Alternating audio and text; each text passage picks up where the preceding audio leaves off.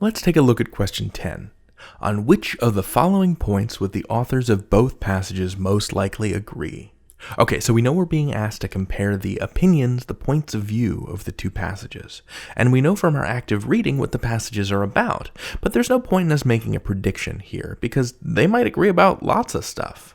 All the information we need is in the choices. We need to find the one choice that we have evidence to show both authors would agree with. So let's dive in, one at a time. Choice A. Would the authors both agree that computer-savvy children tend to demonstrate better hand-eye coordination than do their parents? This one's kind of tempting. The author of passage 1 might agree with this, but I'm not sure about the author of passage 2.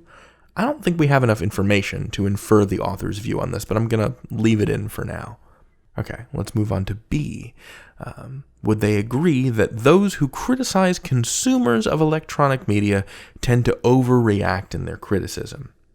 Is anyone actually criticizing the consumers of electronic media here? I don't think they are. Passage 2 criticizes the media critics, but that's not criticizing the consumers, the people that are actually consuming the media. I feel pretty confident that we can safely eliminate this. Choice C. Do the authors of both passages agree that improved visual spatial skills do not generalize to improved skills in other areas? This one's interesting. I'm going to take a quick look at D before I return to this. Choice D. Internet users are unlikely to prefer reading on-screen texts to reading actual books. I don't think either passage gave us information to support this choice. So we don't have sufficient information to infer the author's views on this, which means we can just safely cross it out.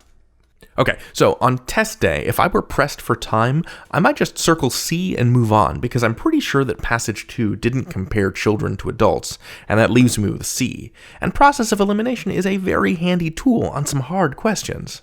But for the purposes of this video, let's go back to C, and let's see if we can find information in the passages that gives us reason to infer that both authors would agree with this statement.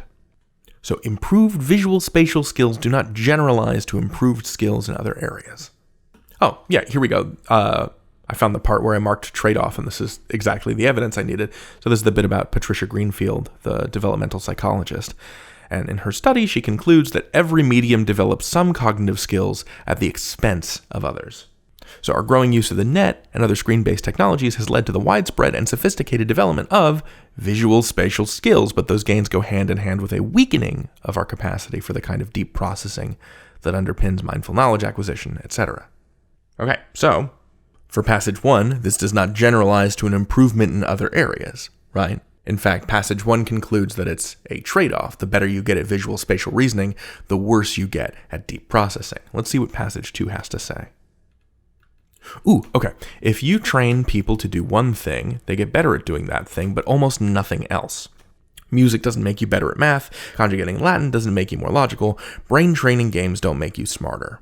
So if getting good at one thing doesn't make you good at another different thing, then we can surmise, quite reasonably, that he would agree with the idea that improved visual spatial skills do not generalize to improved skills in other areas. Yeah, this textual support gives me enough information to infer that both authors would agree with C. And that means we have our answer. The big takeaway here is don't get bogged down in these questions. As you just saw, the only way to be sure that you have the right answer to these is to actually find textual evidence that suggests that each author would agree with the statement. And if you can find that evidence, you're done. However, if you tend to run out of time on the reading test, these are questions that you could consider skipping. They can take a lot of time, and there are likely easier, quicker questions waiting for you further along in the test. Good luck out there. You've got this.